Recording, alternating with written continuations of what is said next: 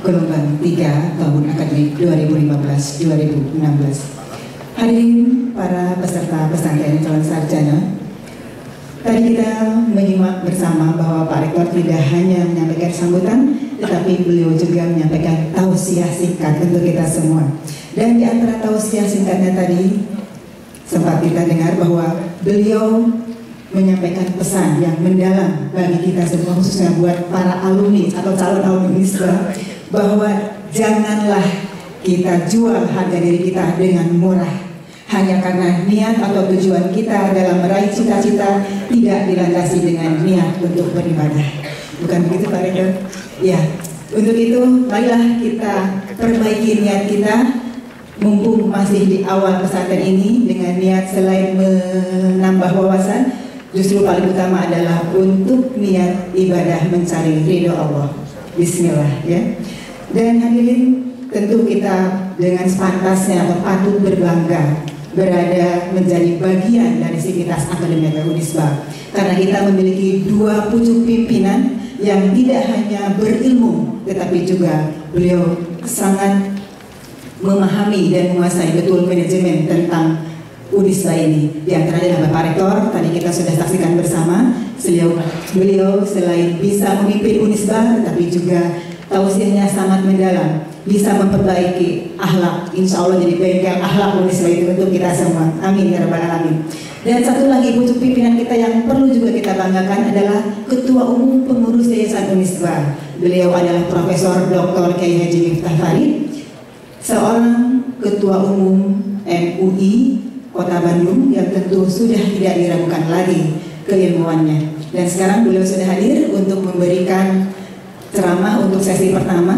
Namun tentunya untuk sesi pembukaan ini sudah berakhir, dan kepada Bapak dan Ibu jajaran pimpinan yang sudah hadir memenuhi undangan kami dalam sesi pembukaan, barangkali sekiranya sudah ditunggu tugas lain, kami persilakan untuk meninggalkan ruangan. Namun alangkah berbahagianya kami apabila Bapak dan Ibu masih bisa berkenan untuk mengikuti sesi pertama ini yang akan disampaikan oleh Profesor Dr. Kiai Haji Miftah Farid. Beliau adalah Ketua Umum Yayasan Unisba yang akan menghantarkan sesi pertama entrepreneurship ala Rasulullah Shallallahu Alaihi Wasallam. Baik, terima kasih Bu Sari. Bismillahirrahmanirrahim. Assalamualaikum warahmatullahi wabarakatuh. Rabbi sabli wa yassir amri wahlul lisani. Baik, gimana pada hari ini peserta pesantren, masih semangat? Puasa yang hari 8 ya.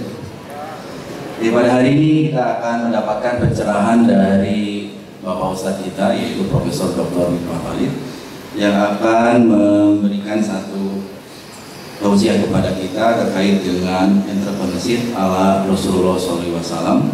Sebelum menyampaikan materinya, saya akan bacakan mengenai kegelubitan beliau. Beliau lahir di Cianjur tanggal 18 Oktober 1944, lulus S3 dari IAIN Syarif Hidayatullah tahun 2000 dengan predikat cum laude. Beliau sebagai guru besar sekarang, sebagai juga tadi sudah disebutkan Ketua MUI Kota Bandung 2016-2020, juga Ketua Yayasan Unisba, sekaligus Dewan Penasehat ISMI Jawa Barat. Adapun aktivitasnya saya tidak perlu sebutkan satu-satu karena banyak sekali, memakan waktu cukup lama. Untuk menyingkat waktu, saya persilakan saja langsung kepada beliau untuk memberikan materinya. Mangga Pak Ustaz. Alhamdulillahirabbil alamin wa bihi nasta'inu ala umuri dunya waddin. Wassalatu wassalamu ala asyrafil anbiya wal mursalin wa ala alihi wa sahbihi ajma'in. Pak Rektor yang saya hormati, saya cintai dan saya banggakan, Bapak Wakil Rektor serta Bapak-bapak para dosen dan para peserta pesantren sarjana atau calon sarjana yang saya cintai. Pertama, saya mohon maaf ini. Biasanya tidak boleh terlambat oleh Pak Rektor, tapi ketergantungan kepada supir lambat. Dari segi usia saya lebih tua dari Pak Rektor, tapi dari segi ilmu tentu saya tahu diri ya, daripada beliau. Paling tidak beliau adalah seorang dokter dan juga ternyata seorang ustadz. Ya karena saya hanya ustadz aja, tanpa dokter, nggak bisa jadi dokter. Baik, saya mendapatkan tugas tentang entrepreneurship Rasulullah SAW. Mohon maaf ini, karena Ramadan ini adalah bulan super sibuk sampai lupa judulnya. Tapi saya ingat ini soal-soal bisnis, maka saya tulis. Cuma terlalu terlalu banyak, nanti terserah kamu terbanyak. Saya bikin judul kira-kira agak dekat-dekat lah. Kerja keras mencari nafkah ala Rasulullah SAW kira-kira. Saudara, mungkin untuk melengkapi banyak buku tentang bagaimana Rasul sebagai seorang entrepreneur, banyak sekali. Setiap sejarah Nabi selalu di sana masuk. Walaupun banyak tarikh itu menonjolkannya beliau sebagai panglima perang. Jadi yang ceritakannya perang ini. Tapi bisnis apa, bagaimana bisnis agak kurang. Terakhir saya baca, saya temukan buku terbaru, barangkali bisa nanti. Ini teladan Rasulullah dalam hidup dan bisnis. Ini penulisnya adalah saudara Muhammad Syafi'i Antonio, sudah pada tahu. Beliau adalah seorang doktor ekonomi syariah, lulusan dari Australia Perselandia Baru dan Timur Tengah. Dan ada buku ini sangat baik, pertama saya terjemah. Ini ensiklopedia Muhammad. Di sini dalam jilid keberapa ini Muhammad sebagai pedagang. Ini Profesor Dr. Afzalur Rahman, penulis Islam yang terkenal. Nah, ini wajib baca lah. Kalau belinya terserah atau tadinya saya bagikan, tapi saya sendiri cuma punya satu. Ya, ini berbicara tentang bisnis. Saya kira perlu ada semacam kesamaan informasi. Saya salah, saya selalu sampaikan kepada teman-teman para ulama, ya, bahwa wajah Indonesia ini tidak hanya ditentukan oleh politisi, tapi juga ditentukan oleh pedagang. Ya, negeri ini banyak ditentukan oleh pengusaha-pengusaha besar. Mau apa pengusaha, politisi bisa kalah. Dan kalian tahu 70% kekayaan Indonesia itu dimiliki oleh 70 orang. Dari 70 orang itu cuma 3 orang Islam. Ini yang sering saya dengar dari teman Khairul Tanjung kepada saya. Jadi ini perlu disadari. Sejak awal umat Islam sudah memiliki SDI, Serikat Dagang Islam. Sebelum organisasi apapun, Serikat Dagang dulu. Tapi kemudian timbul syahwat politik tinggi, akhirnya dagang ditinggalkan. Majelis Ulama mendapatkan informasi dari hasil penelitian tentang pemurtadan,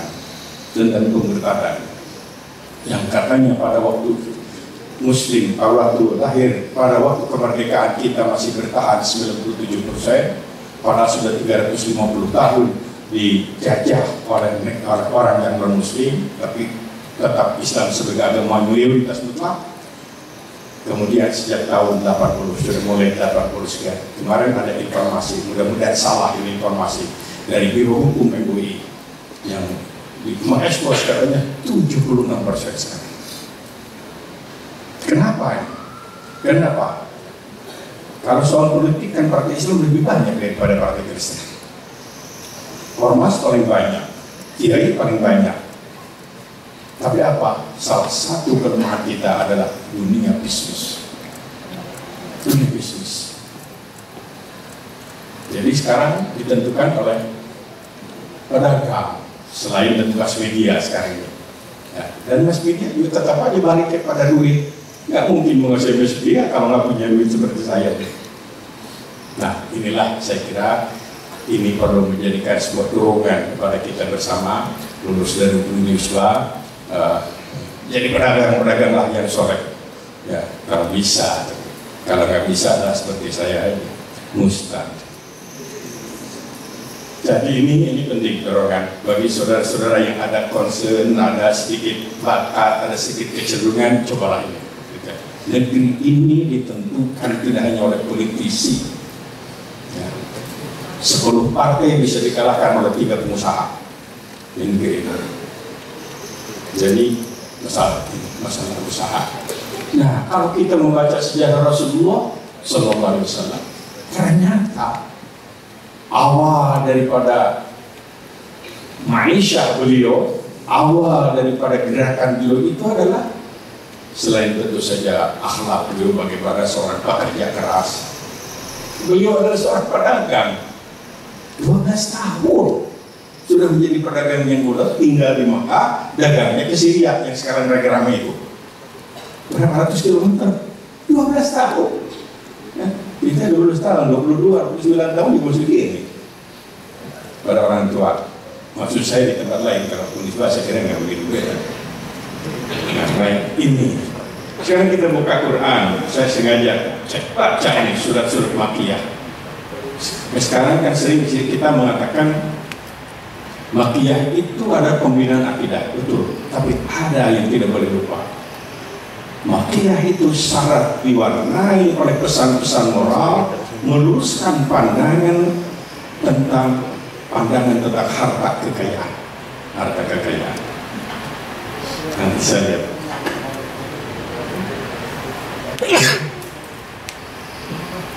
Nah, tahun 2002 saya meluncurkan buku. Ya, kalau mau beli syukur, kalau enggak juga apa-apa. Ini saya tulis harta dalam perspektif Islam. Waktu itu sedang menggalakkan ekonomi syariah. Jadi saya tulis buku. Ini kalau tidak salah buku saya ke-22, sekarang sudah 47. Nah, lihat Makkiyah. Kalau kita baca dari sejak awal, dari sejak akhir, dari ujung, Qul binas tidak ada, Qul falaq, Qul wallah, itu prinsip akidah kan?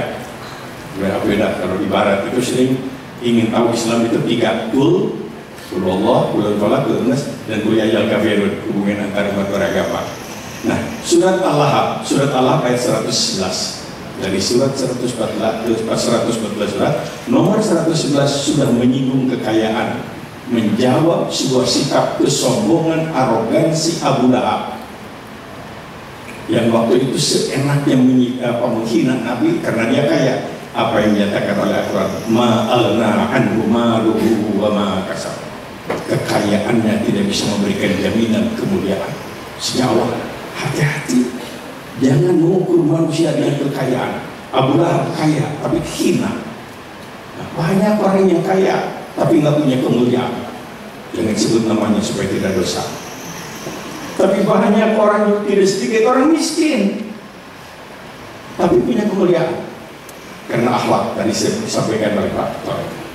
Karena kalau kita membaca sejarah ulama-ulama sufi sampai dikultuskan itu oleh para pengikutnya, tentu kultus nggak boleh karena kemuliaan, bukan karena kekayaan. Selanjutnya surat ayat 107 Al-Ma'un, ini sering kalau komunitas Muhammadiyah sering disebut Ahmad, sering Urian kayaknya Ahmad Dahlan. Apa yang disebut di sini dalam Al-Ma'un? Pendusta agama itu siapa? Yang disebut wailul musallin, celaka orang-orang soleh. Antara lain cirinya orang yang disebut pendusta agama, alladzi yad'ul yatim wa la yahuddu ala ta'amil miskin. Mereka yang tidak ada perhatian untuk orang yang lemah. Pendusta agama ini sejak di Makkah sudah disampaikan, arti pendusta agama itu adalah yang membiarkan anak yatim menolong yang tidak pernah menolong orang miskin. Kemudian surat Quraisy, Lilafi Quraisy, dikatakan salah satu unggulan kota Madinah, kota Makkah adalah kota pilihan waktu itu, kota pujaan. Apa ciri dari kota pujaan pada waktu itu? Quran menyebutkan, yaitu dikatakan karena mereka terbebas dari rasa takut dan rasa lapar. At'amahum min ju' wa amanahum min khauf. Karena bebas dari rasa lapar, dari rasa takut, baru masyarakat itu adalah masyarakat yang ideal, yang Islami. Jadi negara yang Islami itu salah satu cirinya bebas dari rasa takut, bebas dari lapar. Kalau masih 25 juta di bawah kemiskinan yang lapar, dan kalau sekarang juga tidak aman, ternyata banyak perkosaan dan lain-lain, ini belum mencapai sebuah negeri yang ideal. Surat Quraisy. Lantas surat Al-Lumazah. Al-Lumazah dikatakan wailul likulli humazatin lumazah, celaka itu orang-orang. Siapa? Alladzi jama'a malahu wa 'addada yahsabu anna malahu akhlada. Mereka yang disibukkan dengan ngurus-ngurus dunia, mereka mengira hartanya itu akan menjadikan dia kekal. At-takasur alhaakumut takasur, telah menjenuhkan kamu, kesibukan kamu menimbun-nimbun kekayaan. Surat Al-Adiyah ketika dikatakan orang celaka, wa innahu li hubbil khairi lasyadid, berlebih-lebihan mendewa-dewakan harta. Surat Al-Alaq, kalla inna insana liyatgha. Perhatikan, ada kecenderungan manusia itu sombong. Kenapa? Ar-ra'ahu istaghna, karena dia sudah merasa kaya. Surat Al-Lail ini bagaimana kalau punya kekayaan? Fa amma man a'ta wattaqa wa saddaqa bil husna, dan wa amma man bakhila wastaghna.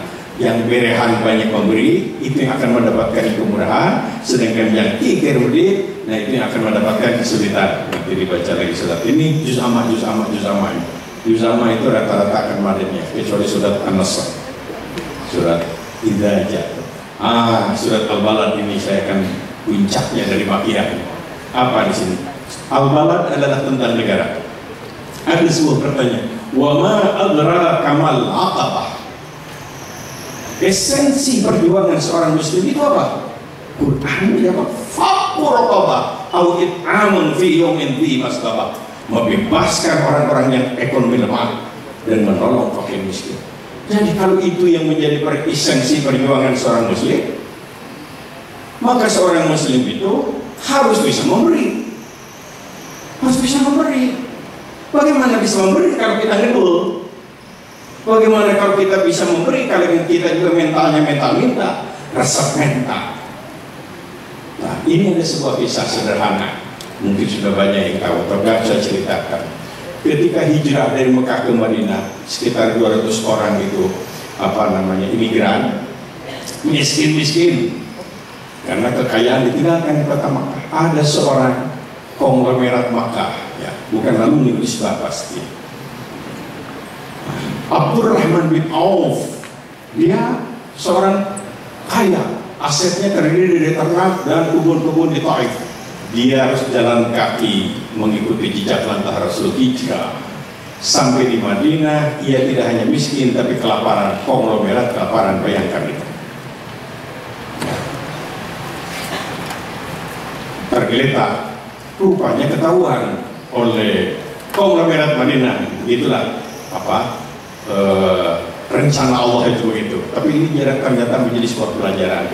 Namanya Sa'ad, sama ini juga bukan alumni Unisba, karena ada yang namanya Sa'ad.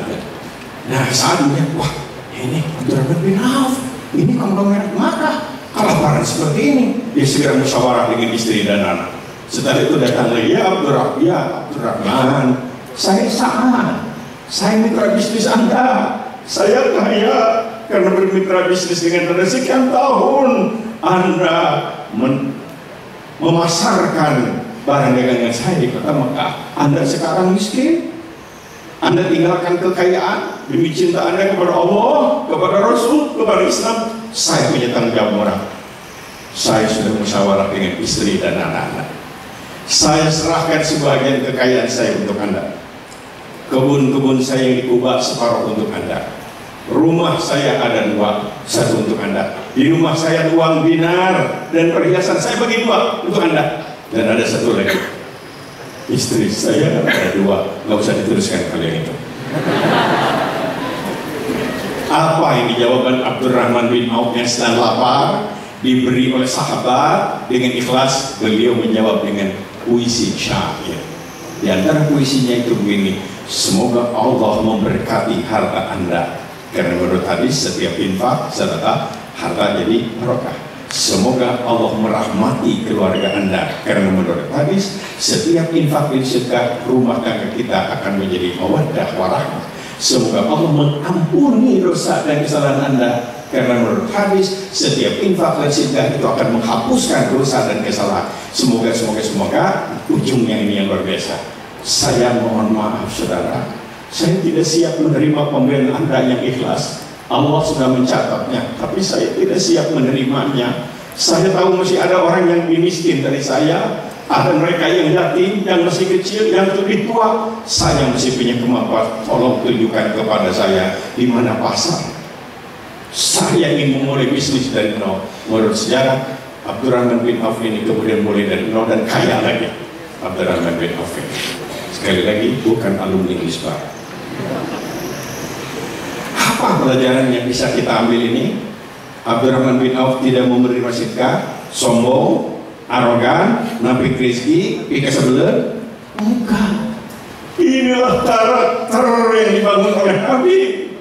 Karakter yang dibangun oleh Nabi itu adalah umatnya adalah resep gawe, resep merek. Ya, bukan resep mental, ini gawe. Akhlak Islam itu adalah resep gawe, tapi resep merek. Jadilah saudara-saudara yang resep gawe di resep merek. Itu baru kader yang dibangun oleh Rasulullah SAW.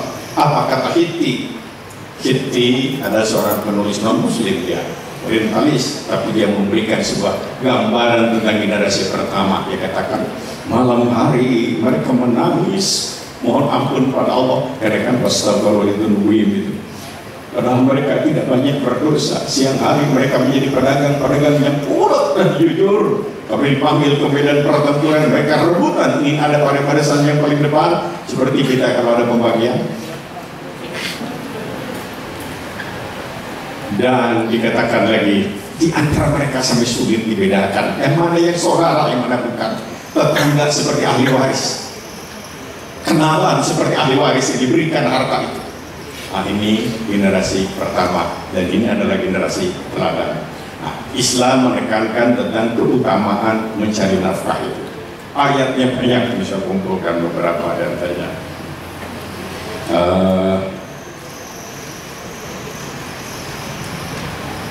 Ada, bekerjalah kamu, maka Allah dan Rasulnya serta orang-orang mukmin akan melihat pekerjaanmu. Apabila sholat telah selesai dilaksanakan, sholat Jumat itu pertemuan perintahkan kan, tidak nubianis sholat di yaumil Jumat. Kalau terdengar azan Jumat, fasau ila dzikr, segera datang ke masjid.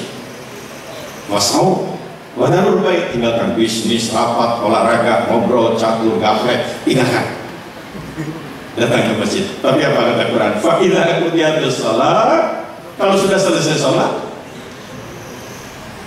fantashiru fil ardh, balik lagi, jangan terus tidur di masjid, keluar lagi. Itu luar biasa. Maka itulah pola nanti kalau saudara siapa tahu menjadi pemerintah, pimpinan di daerah, bikin pola-pola wali kota seperti itu. Masjid, tempat bisnis. Masjid, tempat bisnis. Tempat bisnis, masjid.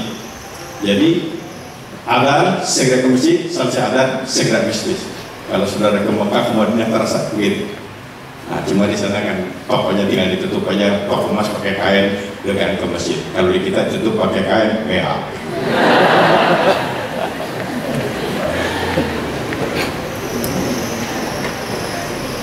Ada beberapa ayat, tapi ini saya ingin sampaikan, mungkin kalau ayat bisa dicari nanti dan habis. Nah, saya beri contoh begini. Seorang sahabat Ansar datang kepada Nabi, ya Rasulullah, tolong saya. Kata Nabi, apa? Saya minta bantuan. Bantuan apa? Minta semua kenapa? Saya perlu untuk makan. Kamu untuk makan aja minta? Oh, nggak punya? Nggak punya Rasulullah, saya nggak punya apa-apa.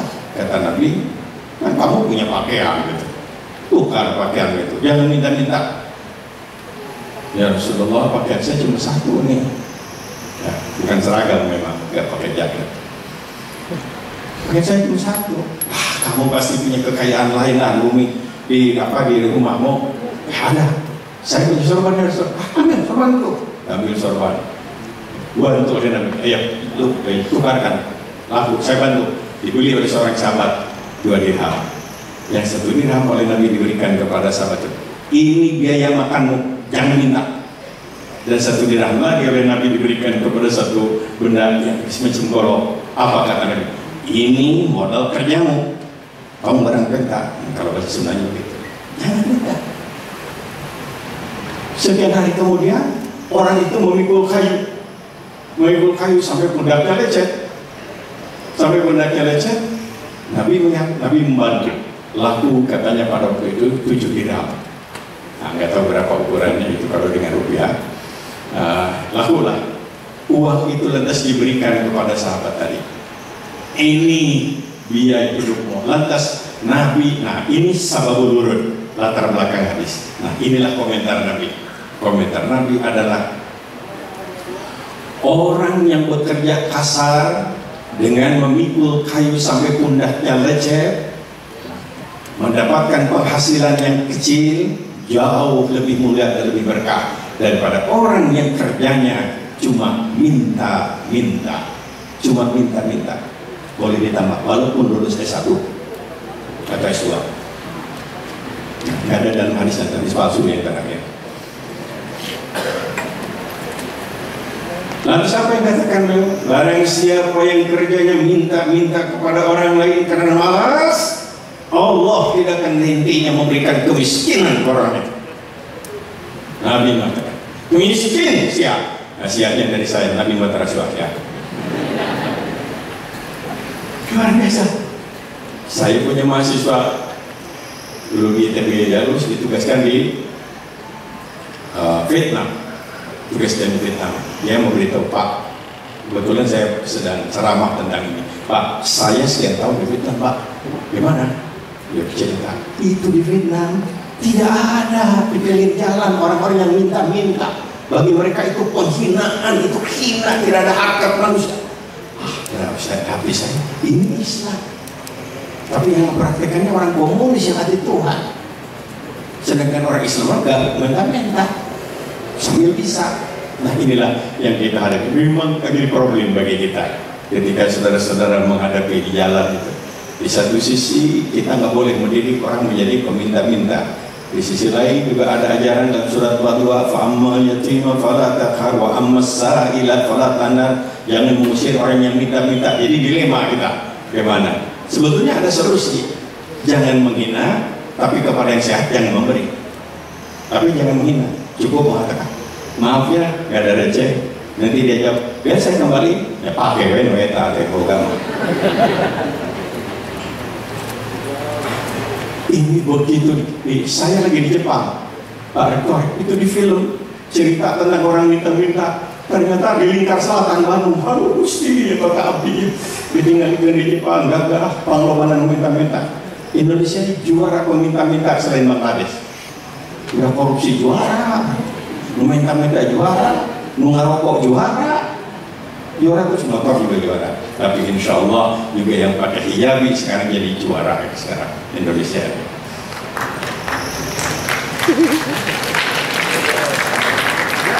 Antara lain karena alumni istiqomah terus memakai jilbab. Jadi inilah problem yang dihadapi oleh kita. Oleh karena itu, seperti yang sering saya dengar Pak Rektor menyampaikan, pesan adalah cobalah bisa memberi, jangan minta. Cobalah belajar mandiri, bisa, pasti bisa, harus bisa. Begitu ya.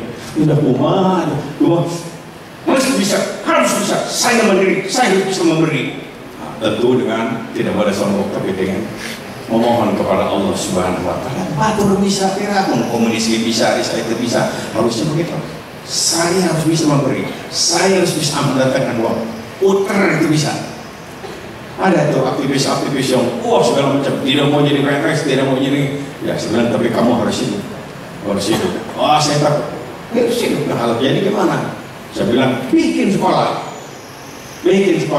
Kalau sekolah mau jadi baik, itu juga insya Allah cukup untuk hidup. Mereka bikin sekolah. Saya bawa riset ke Yahya itu Kristen maju. Mereka, aduh kok bikin kamu. Bikin apa? Bikin bapak anak, saya katakan, Zakaria. Bikin sekolah Zakaria. Bapak anak, orang anak Zakaria, insya Allah. kayaknya ada incuna lah. Nah ini artinya kreatif lah, kreatif. Ada orang bisa mengatur sampah begini aja bisa hidup. Nah ini saya kira tentang banyak dalil dan ayatnya mengenai etos kerja, tetapi kita punya etika. Etika kerja itu tidak hanya semangat kerja, tapi harus ada cita-cita ingin menjadi orang yang memberi. Hadis sahihnya begini, Rasul menyatakan, yadul ulya khairun min yadis sufla. Bagaimanapun orang memberi itu lebih baik daripada yang diberi. Bagaimanapun orang yang memberi itu adalah lebih unggul daripada yang diberi. Dia harus bisa menjadi manusia unggul, harus bisa memberi. Mampu tapi enggak. Ya kecuali semangat untuk masjid seperti saya. Baik, pertama tentu saja apa yang disampaikan Pak Rektor harus yang paling pertama. Selain kerja keras, kerja cerdas, harus ikhlas. Enak kalau ikhlas itu kita bekerja mencari nafkah dan kita yakin yang menentukan kaya dan miskin Allah Subhanahu Wa Taala. Tapi Allah memerintahkan kepada kita kerja. Ternyata saya nggak kaya-kaya, memang SK-nya dari seorang begitu. Nggak apa-apa kemuliaan bukan ditentukan oleh kekayaan. Yang penting kita sudah bekerja, kita wajib melaksanakan proses, hasil Allah yang menentukan. Itu juga penting supaya jangan lupa gitu. Kalau sudah lupa, terus belat biar. Jadi kerja ikhlas, banyak ayatnya nasolati. Kemudian usahakan setiap kerja itu yang bisa mencapai apa yang menjadi doa sapi jagat itu. Hasanah di dunia, hasanah di akhirat, termasuk juga berdoa. Maka para ulama sering menganjurkan berdoa macam-macam, minta rezeki, minta itu, minta ini, minta keluarga, minta, ujungnya suka ditutup. Rabbana atina fid dunya hasanah wa fil akhirati hasanah wa qina adzabannar. Kayak orang tawaf itu dari mulai Hajar Aswad doa macam-macam, minta itu, minta ini, tapi mungkin kekalamot katanya. Ya, banyak rezeki, kurang ilmu, banyak ilmu, lupa gering. Ya, badan sehat, bukan duit. Nah, jadi kurang terus kan, maka ditutup di rukun yamani itu, Rabbana atina fid dunya hasanah wa fil akhirati hasanah wa qina adzabannar. Tidak boleh kita berdoa ya Allah, saya di dunia menderita miskin juga nggak apa-apa, asal saya masuk surga. Jangan ya Allah, saya mohon surga, biar di dunia kaya juga saya asal masuk surga. Itu hasanah di dunia, hasanah di akhirat. Jangan cemburu kalau suami berdoanya hasanah terus, ternyata saingannya bukan hasanah, dia namanya tidak hasanah. Enggak, itu bukan hasanah itu. Kerja tekun dan sungguh-sungguh, ini salah satu kelemahan kita. Kurang tekun. Orang Indonesia itu paruhnya kurang tekun, kurang berat, kurang berat.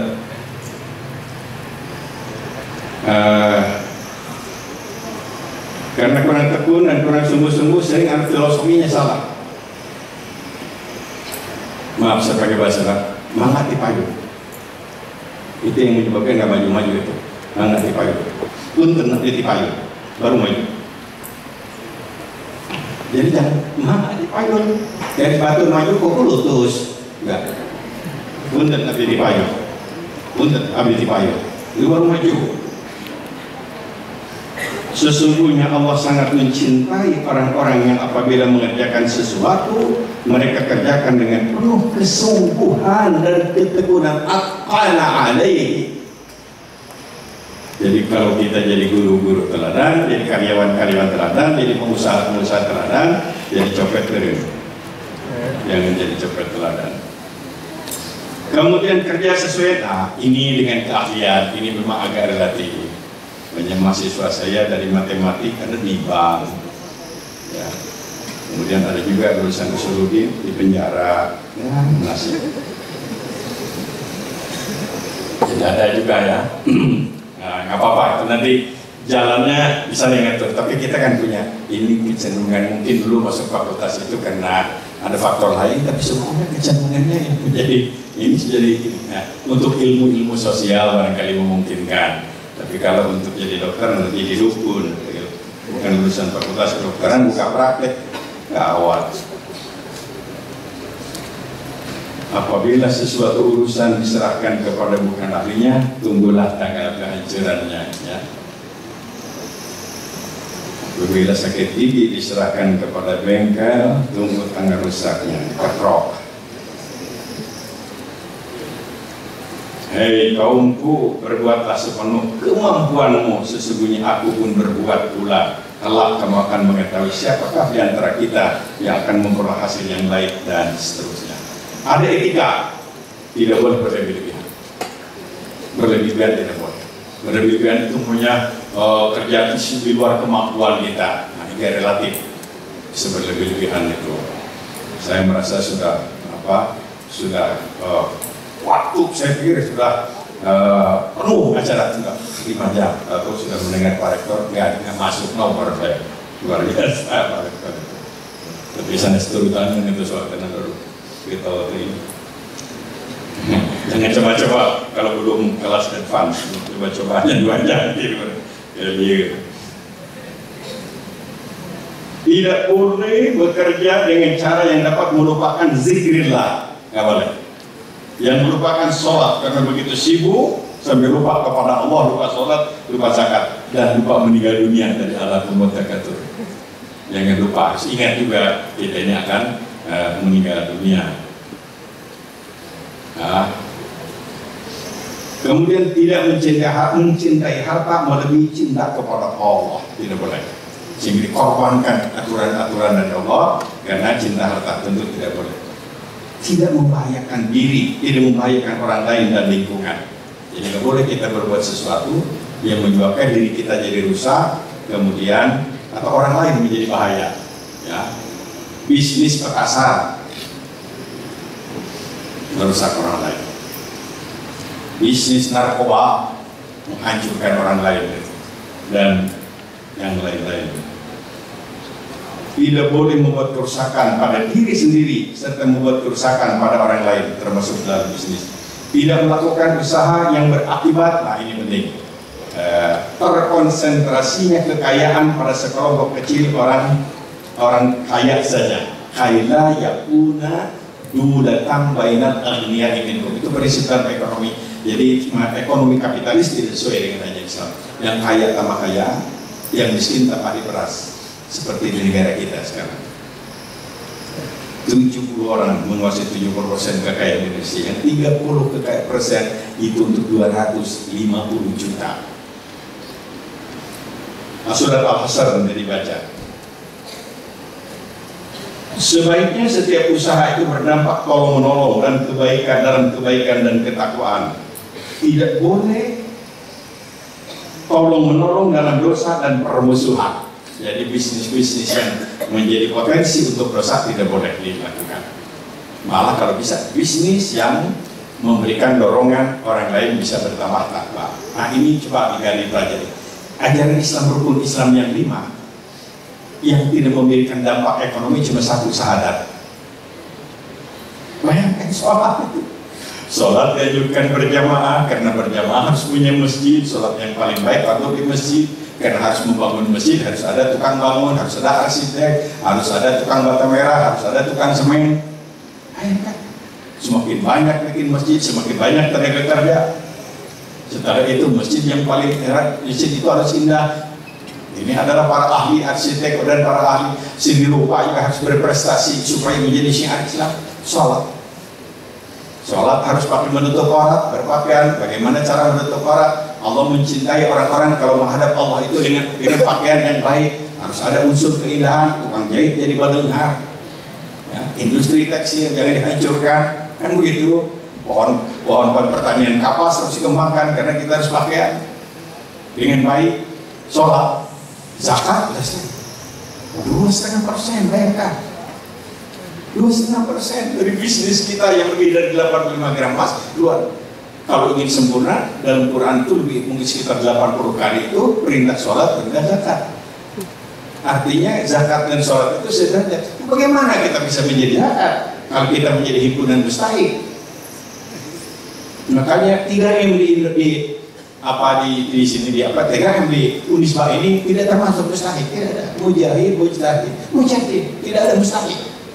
Harus bisa menjadi mustahik. Harus bisa jadi mustahik. Nah, dalam keadaan terpaksa nasi goreng, nah itu bisa introspeksi lah. Kenapa saya bilang kurang pintar, kurang carakan, kurang kadae, kurang doa, kurang tahajud. Nah, coba introspeksi. Atur bisa, kurang itu bisa. Nah ini adalah zakat, jelas sekali. Kalau ingin dapat pahala besar, dapat zakat yang banyak, infak yang banyak, sedekah yang banyak. Saum pun ternyata melahirkan bisnis. Sampai kewalahan kemarin BI panggil saya dengan teman-teman untuk kampanye dari para ulama, tolong bejaan ini inflasi gara-gara apa? Gara-gara puasa. Katanya dulu harus digalakan balanya. Sekarang rakyat sudah balanya tambah banyak. Kenapa? Tidak mampu dan semangat memanfaatkan Ramadan, memberi buka kepada orang lain sama dengan puasa, kemudian juga bagi-bagi rezeki, buka bersama, itu kan semuanya ekonomi. Boleh tanya, dengan Ramadan itu banyak pedagang yang jadi untung, ya, bahwa daging sapi jadi naik, salah sendiri aja tuh. Kurang diperhatikan ternaknya. Solusinya datangkan sapi dari luar negeri, ya orang dia untuk miskin, bukan sapi. Karena solusinya bukan solusi rakyat, solusi pengusaha. Ya, baik. Haji, saya merenung haji. Kenapa dalam Quran itu ketika diperintahkan haji, Allah menyatakan dan tidak apa-apa kamu mendapatkan berbisnis keuntungan dalam haji itu. Luar biasa, dulu nggak terfikirkan. Saya kira dulu itu haji ya sambil orang dagangan gitu ya, orang Garut yang bawa pete gitu musim haji di sana laku. Dari itu mata ayat pete. Ada yang bawa kerupuk, ada yang bawa ini. Ternyata bukan itu. Ya Allah, luar biasa. Gara-gara ibadah haji banyak jadi orang kaya. Hanya jadi orang kaya. Penerbangan Garuda itu kalau nggak ada haji rugi. Garuda. Emirat itu kaya sekian persen karena orangnya umroh ke Dubai dulu. Saudi Airlines itu menjadi berkah karena ada umroh dan haji. Bayangkan dari Indonesia itu yang umroh kadang-kadang sehari itu 2.500 sehari. 5 penerbangan yang direct Jeddah, belum lagi ke Dubai, belum lagi yang ke Turki, sekarang belum lagi yang ke Yaman. Luar biasa itu bisnis penerbangan.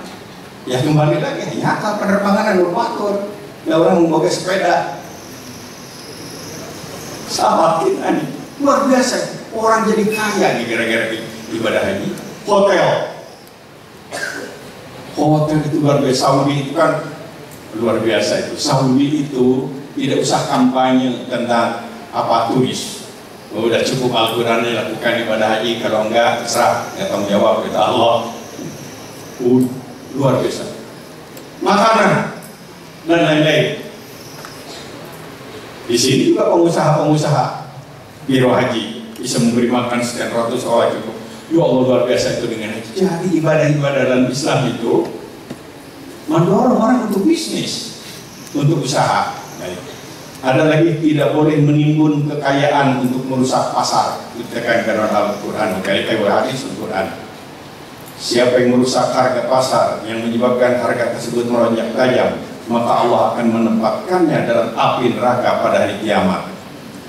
Nah, sekarang ini musim. Simpan sampai garam harus didatangkan dari luar negeri, pakan ayam dari Muangkai. Ya. Kenapa? Karena yang sini disimpan. Ada buah yang datang di Tanjung Priok itu satu kapal dihancurkan ke laut. Kenapa? Supaya buah impor jadi naik. Dan ini yang diukur oleh sejak awal ini Nabi mengisyaratkan jangan. Sampai waktu itu Nabi pernah melarang orang-orang kota menjual barang ke kampung. Karena ada kecenderungan menipu gitu, mengambil keuntungan yang berlebihan.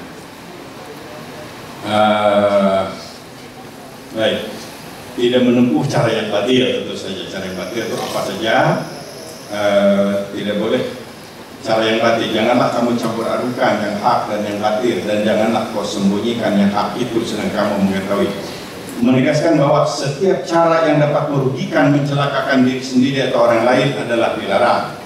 Setiap usaha yang di dalamnya terdapat muatan-muatan kebohongan, penipuan juga dilarang. Setiap usaha yang mendatangkan dosa dan maksiat kepada Allah juga dilarang. Ya, nanti alumni Unisba jangan buka hiburan malam. Tapi macam ini kan, sarung ini. Kalau ingin memberi kesempatan orang lain dosa.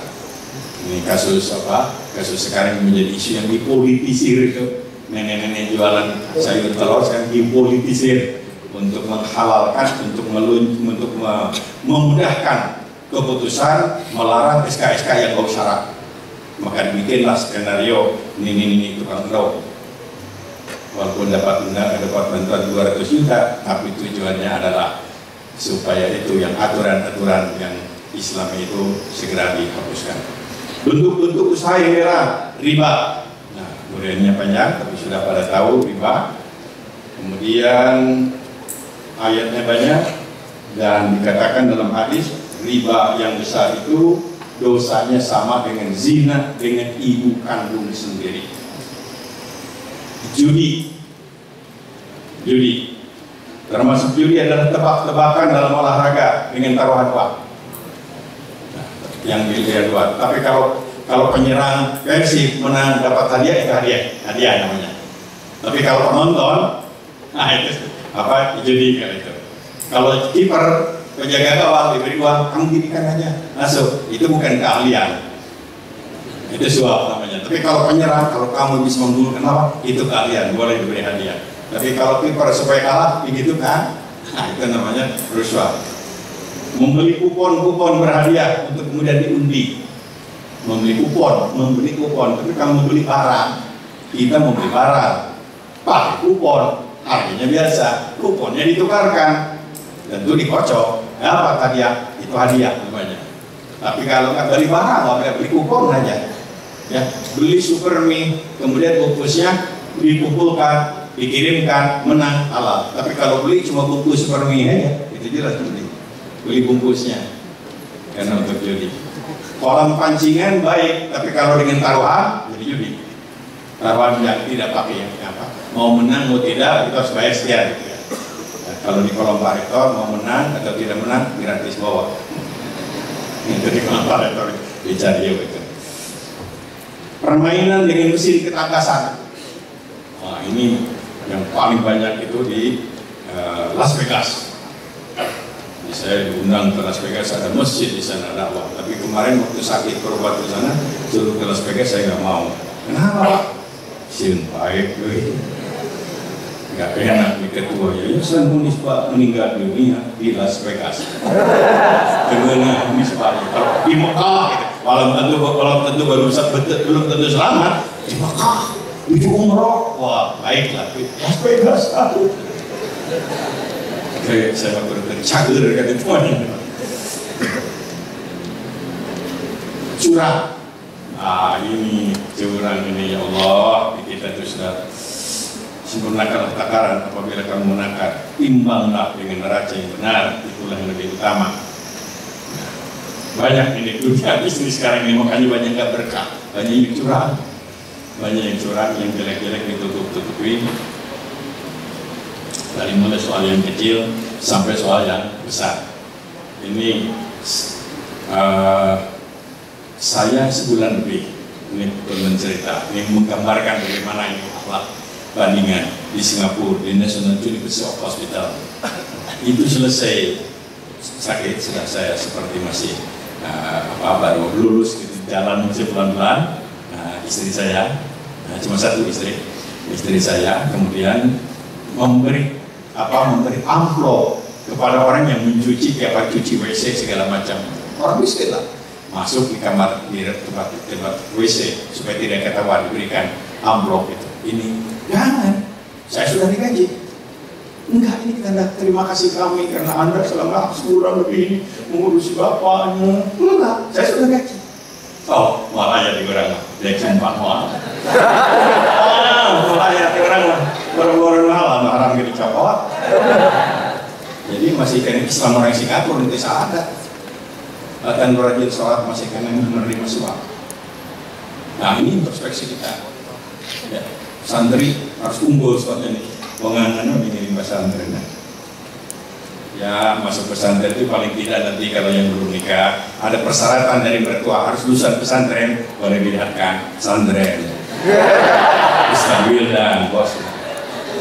Pesantren kilat.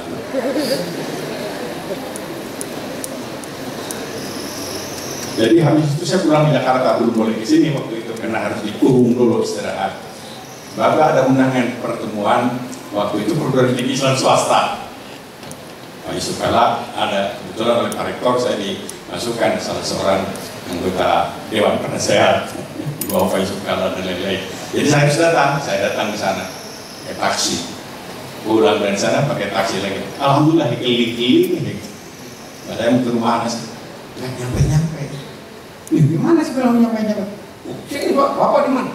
Ya justru saya lupa ini. Oh macam-macam, marah. Ya sudah ketemu, sudah marah-marah, sudah minta ini berapa Pak? Dia bilang 75. Oh iya, BT 100. Dari kembali Pak, diminta ya. Rokok tuh itu.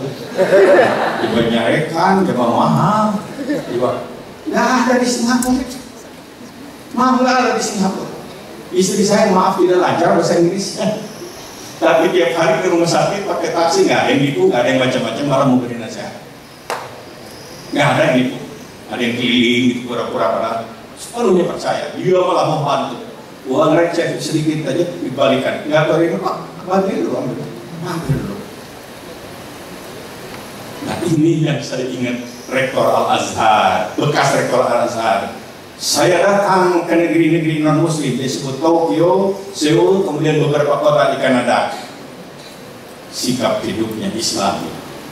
Saya datang ke negeri-negeri muslim, disebut Karachi, Bangladesh, Alhamdulillah Indonesia, untung ke Bandung, Jakarta. Ketika di Karachi dia kecewa dengan pelayanan orang Pakistan. Ketika di Bangladesh juga, ketika di Jakarta nggak tanggung-tanggung, laptopnya dicuri di hotel. Di Jepang dipelayani dengan baik segala macam, datang ke negeri-negeri muslim malah dipaling. Ya pasti bukan alumni Unisba, bukan lulusan pesantren Unisba. Saudara-saudara tentu tahu masalah budaya KPK kawalahan berbuat ingin maling. Dulu pada waktu pimpinan KPK-nya teman-teman kita orang Islam, saya paling sering dipanggil ke KPK. Sehingga dipanggil lagi, iya saya mau dengar doa di ceramah. Jadi ini adalah Nabi menyatakan, hai sekalian manusia, kehancuran umat terdahulu adalah disebabkan apabila yang mencuri adalah orang-orang terhormat, maka dibiarkan. Sedang apabila yang mencuri adalah rakyat biasa, mereka dipotong tangannya. Nabi, itu kehancuran bangsa yang dulu. Hadis muttafaqun alaih. Sahih pisan ini.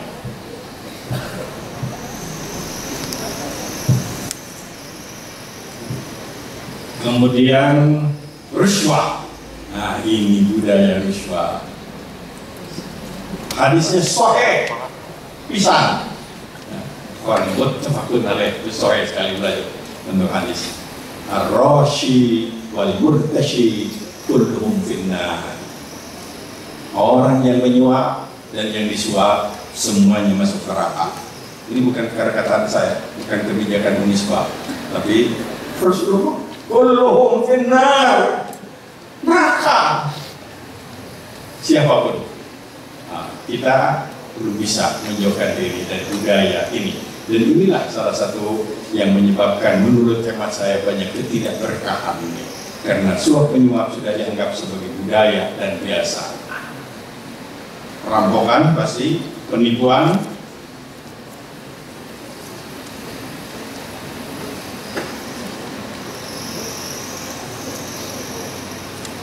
bisnis makanan dan minuman yang haram.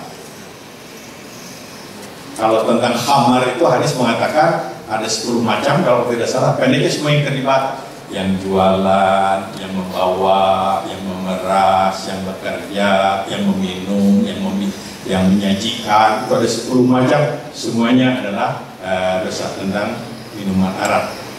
Dan sampai sekarang banyak perda-perda tentang minuman Arab itu, kalau ini sampai dicabut, aduh, itu dicabut, dia sudah rusak kita. Sekarang ini kejahatan-kejahatan itu kan sumbernya soal minuman keras. Soal minuman keras. Jakarta sulit dicabut karena Pak Ahok memegang saham.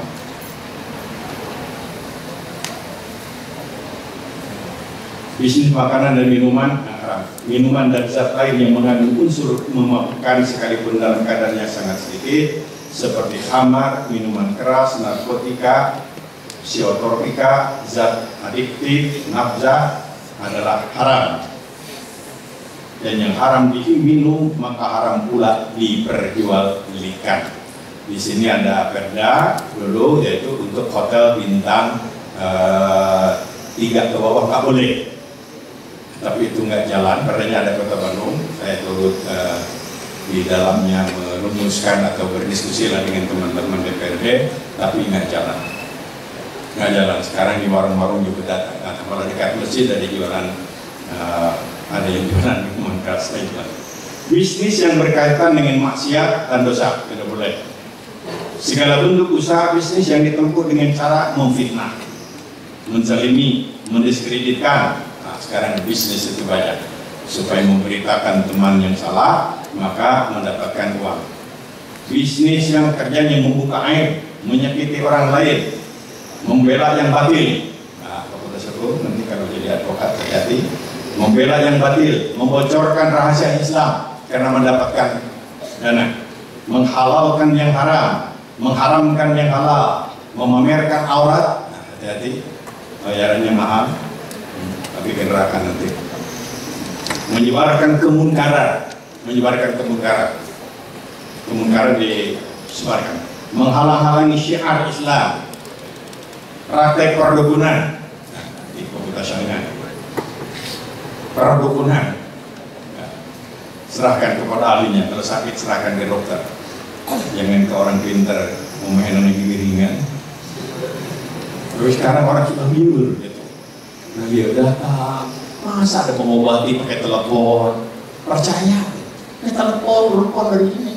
Nanti katanya dipindahkan sakitnya kepada kambing. Nah, tidak ada binatangnya. Kalau ini kepada dosa kita gering. Belet juga. Ramalan-ramalan nasib dari ramalan-ramalan nasib.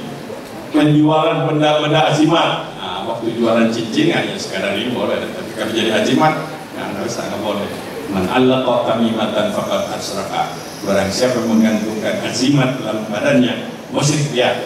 Mantra-mantra yang jawaban, ya, ditulis tuh pakai huruf tepara itu. Kada suri, kada siapa yang menasuri, kemudian siapa yang lain menyusul mereka. Usaha-usaha yang dapat menyesatkan orang lain. Nah, termasuk hati-hati media sosial sekarang, mendorong orang lain menjadi syirik, mendorong orang lain menjadi ragu-ragu akan kebenaran akidah dan syariah. Usaha dalam bentuk pengadaan, pengangkatan, penyediaan, dan segala bentuk aktivitas yang dapat dikategorikan membantu dalam kemaksiatan, permusuhan terhadap Islam, seperti penadah barang curian. Saya nggak mencuri, cuma saya menadah diri, ya curi kok saya beli sama dia. Kami pembelaan, perlindungan terhadap kejahatan. Orang jahat disembunyikan, penyelundupan barang-barang yang dapat merusak tekanan ekonomi masyarakat muslim sekarang ini. Muslim. Bisnis yang berpotensi adanya penipuan dan merugikan pihak lain, jual beli ijon, haram. Namanya mukhabarah. Jual beli barang yang masih samar dan tidak nyata. Nah, itu apa yang terakhir? Ada yang mengumpulkan uang dengan Pak yang daftar tapi nanti tidak populer nggak dapat. Apa Pak? Nah, multilevel, hati-hati. Ada multilevel yang difatwakan oleh MUI tapi hampir sulit. Yang multilevel yang kaya yang populer. Yang tidak populer nggak ada yang nyambut. Ada sejumlah hadis yang melarang bisnis-bisnis tertentu seperti jual beli anjing dan kucing, baik terlatih atau tidak, baik dimanfaatkan untuk berburu atau tidak. Ini para ulama menjadi debatable, tapi lebih baik nggak usah jualan anjing. Memperdagangkan ini. Kalau hadis mengatakan memperdagangkan air milik umum, api kecuali air yang telah diolah, diproduksi seperti pakai kemasan, jadi jual kemasannya akhirnya boleh. Nah, ini hadis nih, nanti boleh beda pendapat, tapi ini hadis mengatakan memasang rambut palsu atau cemara dan memperjualbelikannya. Ya. Pelarangan pedagang kota menjual barang dagangan kepada orang desa dusun yang di dalamnya berpotensi untuk aspek gharar penipuan. Selanjutnya menjual barang dengan cara najas. Najas itu Nabi melarang menjual barang najas. Cara najas yaitu seorang pedagang menyuruh pihak ketiga untuk memuji-muji barang jualannya. Jadi disiapkan orang yang muji-muji, oh ini berapa nih? Padahal nipu. Atau pura-pura menawar dengan harga yang mahal supaya pembeli tertarik untuk membelinya dengan harga yang mahal. Esensinya adalah penipuan. Melakukan aktivitas bisnis, ada ajaran orang Islam tidak boleh melakukan aktivitas bisnis pada saat terdengar kumandang azan Jumat. Itu harus berhenti, nanti nggak berkah. Kemudian yang kedua, tidak boleh melakukan aktivitas transaksi bisnis di dalam masjid. Tapi diskusi tentang bisnis, lobby bisnis di masjid boleh. Ya, mau sebuah bisnis apa nih? Lalu bisnis apa? Saya ini kebetulan warisan dari ayah nih, meneruskan pabrik batako di Kota Merah. Betulan. Saya lagi bikin pesantren, kirim sana di masjid boleh. Yang tidak boleh jual batakonya dari masjid. Nah itu praktek bisnis nggak boleh. Tapi kalau lobby bisnis, mengemukakan teori bisnis, memberikan bimbingan, mengundang pengusaha, Khairul Tanjung merompak. Bagaimana nih rahasia Bapak kok bisa cepat sekali nih? Bagaimana di masjid? Boleh, malah baik itu namanya. Nah inilah saudara-saudara beberapa yang saya ingat, kebetulan saya tulis hal-hal yang berkaitan dengan bisnis. Mudah-mudahan ini bisa bermanfaat. Terima kasih. Wassalamualaikum warahmatullahi wabarakatuh.